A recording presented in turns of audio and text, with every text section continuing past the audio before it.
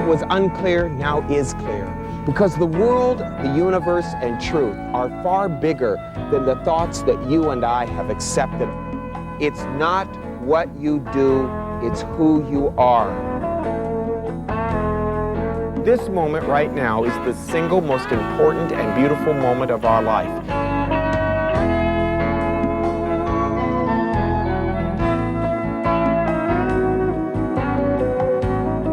Be in this moment, play in this moment, have this moment, live this moment. Want what's happening now. You begin to see that life is not so serious, that we're here to enjoy this experience of life through the tears, through the sadness, and through the fears.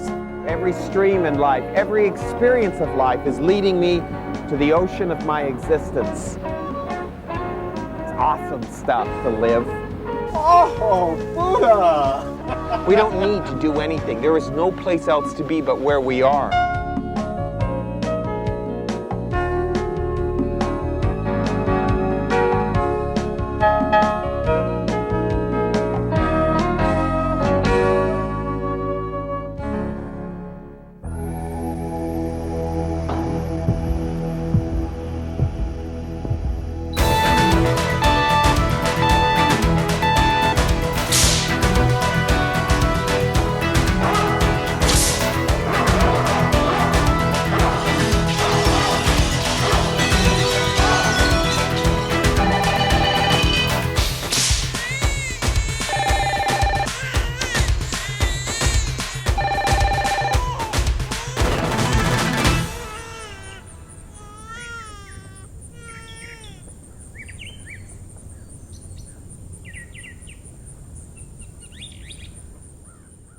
One of the single most important points in our spiritual path is something we call forgiveness.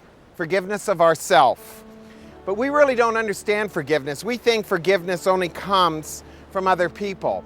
Or the reason we forgive is for something that we've done that was wrong or bad. But I'm going to tell you something. Real forgiveness is essential. Forgiveness has nothing to do with just the things I do. Forgiveness has to do with where I come from within myself. I come from my passions, my anger, my hurt, my pain. And if you're waiting for other people who live from that same anger, hurt, and pain to forgive you, forget it. Real forgiveness starts right here with me, and I ask myself the question, what is it about me, that made all this possible? If I can answer that question, then I can start coming into a sense of self-acceptance. I like to tell my students this because I live it and I believe it. You don't have to be perfect to be loved. All you have to be is authentic about yourself and about your life. Forgiveness has to do with me being so authentic with myself that I can understand that it's the way I love that needs to be forgiven, not just what I do. Buddha said it so beautifully. See how you love and what keeps you from the journey. How do you love? If you love like most people love, you will love out of passion, you will love out of reason, you will love out of your body and out of your mind. And if you love out of those elements, there will be plenty of things that you will do that will cause you great pain. See how you love.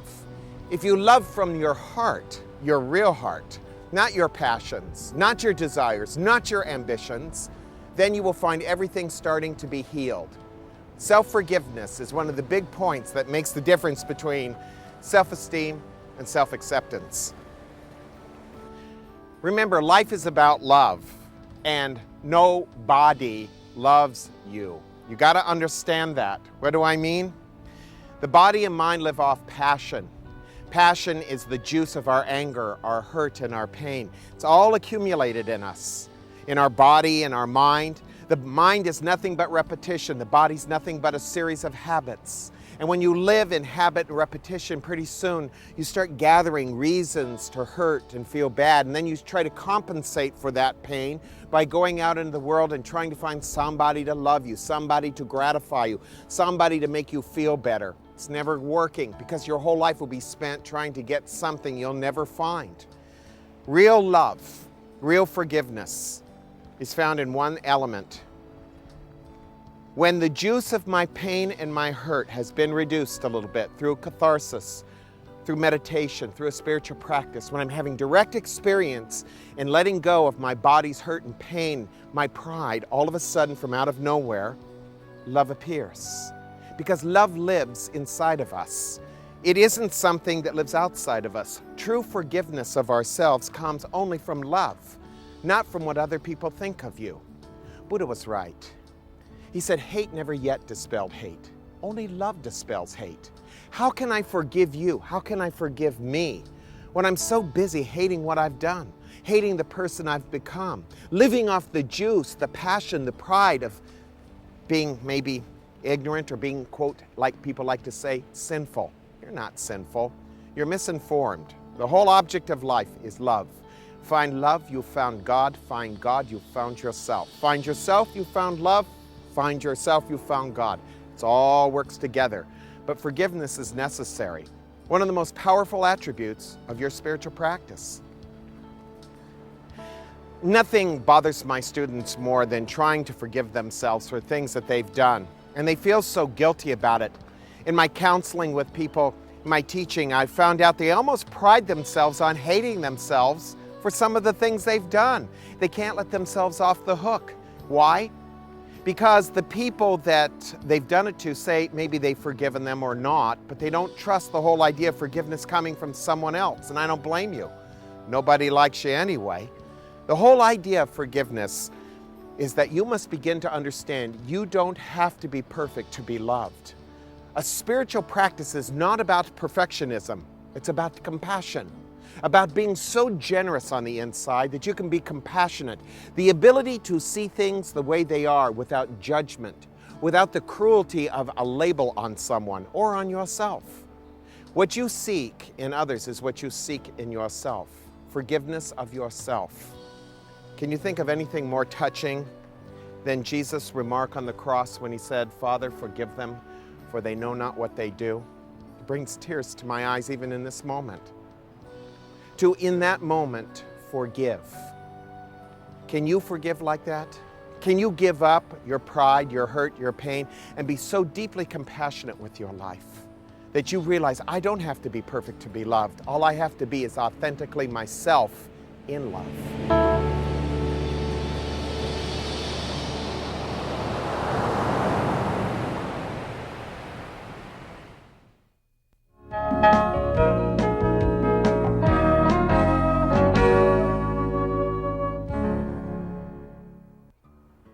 So people like to think they've forgiven because they just don't think about their pain or their hurt. But that doesn't mean the pain and the hurt isn't going on and on and on and on in us. I had a counselor once come to me, a man, and he said he just couldn't forgive himself for something he had done. It was nothing real terrible, in my opinion, but nothing is. And he went on and on and on about it. And I said, why can't you forgive yourself? And he says, well, it just doesn't seem right to forgive myself. And I said, why? And he said, well, it's what I was taught. I said, taught by who? He said, my mom and my dad. He said, they taught me right from wrong. I said, they didn't teach you how to forgive? He said, no. And I said, well, they didn't do you much of a service. This is what Jesus meant when he said, your greatest enemies are those of your own household. Most of the things you learn from your family, your religion, your culture, are counter-spiritual. They're not helping you. They're not helping you develop and flower as a person. If you can't forgive yourself for making a mistake, doing something unkind, unconscious, and maybe even cruel, if you don't have the capacity for that, you're never going to find it in your mind, and you're not going to find it in other people. Hey, nobody likes you anyway. And if you're waiting for other people to forgive you, to love you, you may be waiting many lifetimes. It's time that you give yourself the forgiveness. How? Well, it isn't done through pop psychology. Religion won't give it to you. Philosophy won't give it to you. Only meditation gives it to us. The quieter you are on the inside of yourself, the deeper will be your experience of forgiveness. And the deeper that experience, the more profound you will find silence to be. Silence is the answer to everything. It is finding the pauses, the spaces, the gaps between our breath and our words, our thoughts. That is where real forgiveness lies. And it's there. It's not a matter of having to get it. It's a matter of allowing it to heal our life. So here's the kicker. I will never be able to forgive myself unless I'm in love. My forgiveness for myself and other people are in direct proportion to the experience I've had for myself in love. And that depends upon how quiet I've been, how meditative I've been, how silent I've been. You know, people tell me that God doesn't forgive certain sins or whatever. I don't buy any of that. I just think it's a lot of garbage, manipulative tactics to keep people on the line of their own pain and hurt. But I will tell you this. Jesus said it much more beautifully than I'll ever be able to say it. He said, the sun rises on the just and the unjust, and the rain falls on the just and the unjust. If you really hear what he's simply saying, the apple tastes as good to Adolf Hitler as it does to Gautam Buddha. The water quenches the thirst of a Charles Manson just like it does to Jesus Christ. How about that? And that you have to understand through love. That's not philosophy. That's out of the mouth of Jesus. So how do we forgive? How do we get in touch with that? Not through philosophy, but through meditation. Silence will always be the way. We were born out of silence. We actually live in it. And we will die in it if we're very, very conscious. What I'd like to propose to you is never, ever put forgiveness out there to other people. Don't wait for other people to forgive you. Nobody likes you anyway. Don't wait for your body and mind to forgive you. Nobody likes you anyway. It's not a matter of body and mind. It's a matter of your relationship with your spirit, your relationship with love beyond your body and mind, beyond your desires, your ambition, your pride. And when you're willing to love from that point of view, from the silence in you, you begin to see the love that is God. Find God in you, and you've found your whole life, and everything is forgiven. Just watching this program isn't going to convince you to forgive, I know that. You're going to have to work upon it. In fact, it's going to take some effort on your part, some practice. We call this a spiritual practice. It's not an event, it's something that you practice. You had to practice being angry. You had to practice being hostile. You had to practice hating yourself. That's how you got to the stage you're at. So what we need to do is reverse that process a little bit. So I want to give you some how-tos, some things you can actually work on that go beyond your philosophy, go beyond your religion, go beyond your belief. And if you're not willing to drop all that for the sake of love itself, then you will never, ever find forgiveness. The choice is yours, your body or your spirit. But I want you to remember something. Nobody likes you anyway. And the whole act of life is to come from your spirit, not from your ego, not from your thoughts, but from your heart, your soul, your being.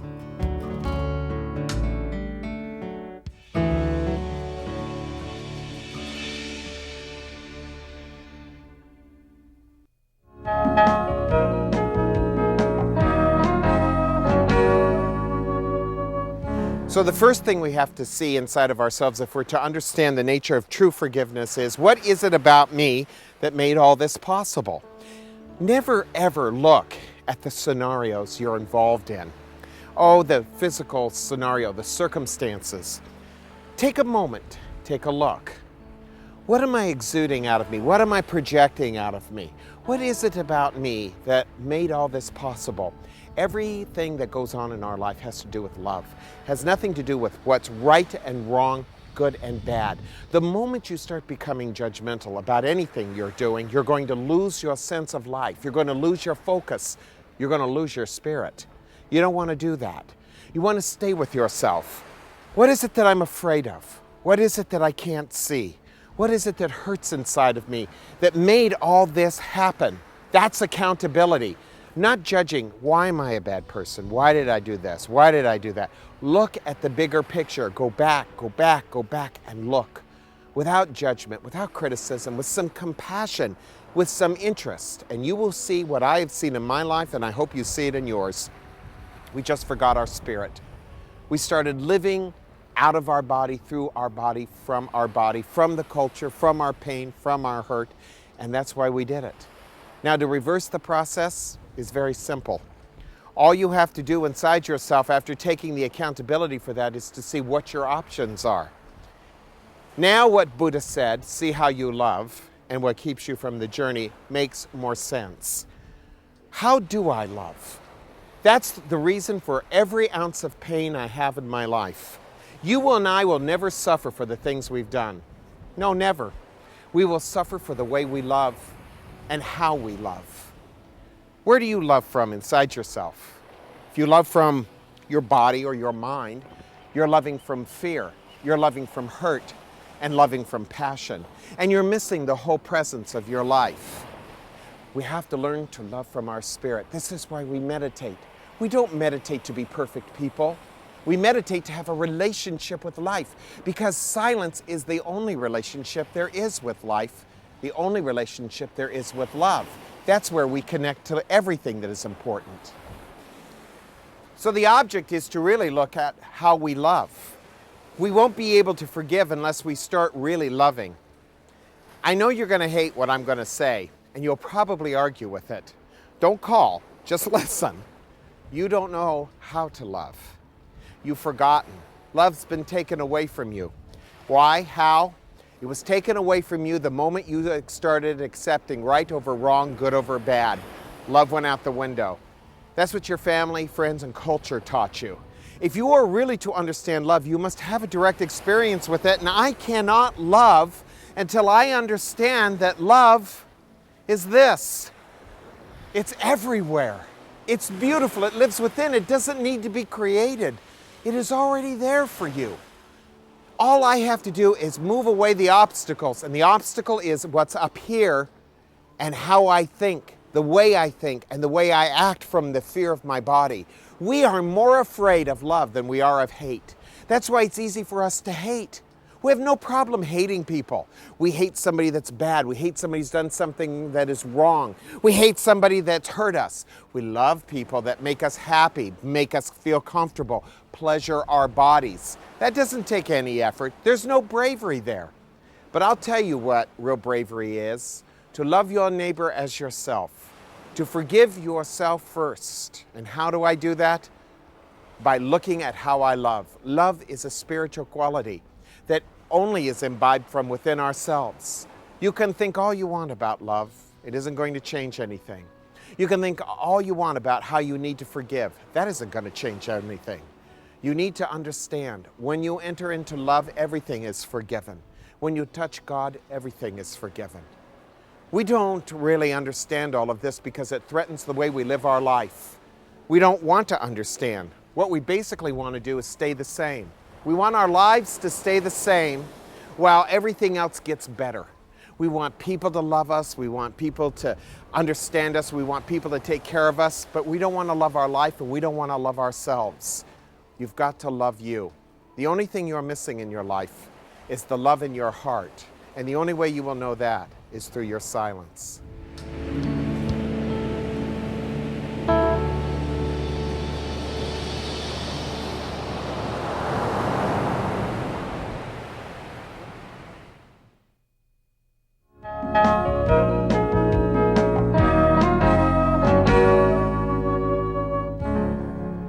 Well, time's running out.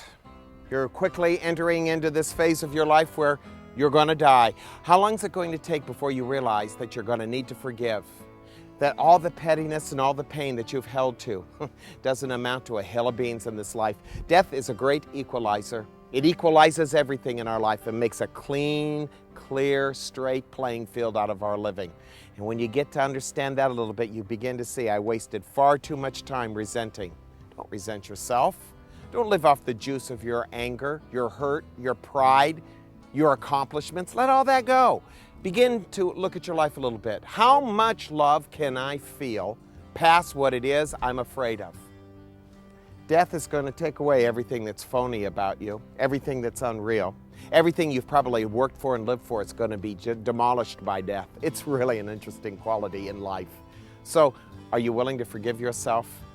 This week, you need to forgive not only yourself, but you need to see yourself in everybody. That's how you'll forgive other people. You'll come to a very sincere and deep compassion within yourself. There isn't anybody I've ever met who was my enemy, who was not a part of me, a very big part of me. Some part of me that I denied, some part of me I didn't want to see, some part of me I was afraid of. If I can love my enemy as myself, I have come to the truest and most beautiful aspect of forgiveness. And I'll not only be able to forgive others for what they've done, which is the small picture, but in the big picture, I'll be able to forgive myself, for I know not what I do. Please forgive me, won't you? Well, we'll be back with another edition of Aspire next week. We're going to continue in our sojourn on Nobody Likes You Anyway. I hope you'll join us. I want to thank you for being with us. Please forgive me, won't you? Namaste.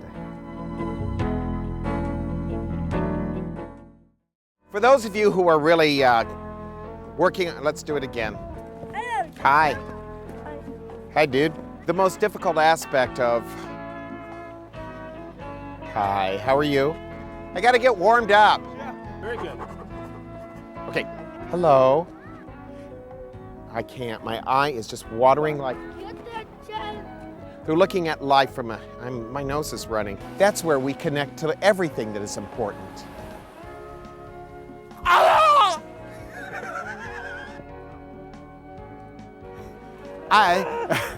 And when you are willing to see it beyond your philosophy and beyond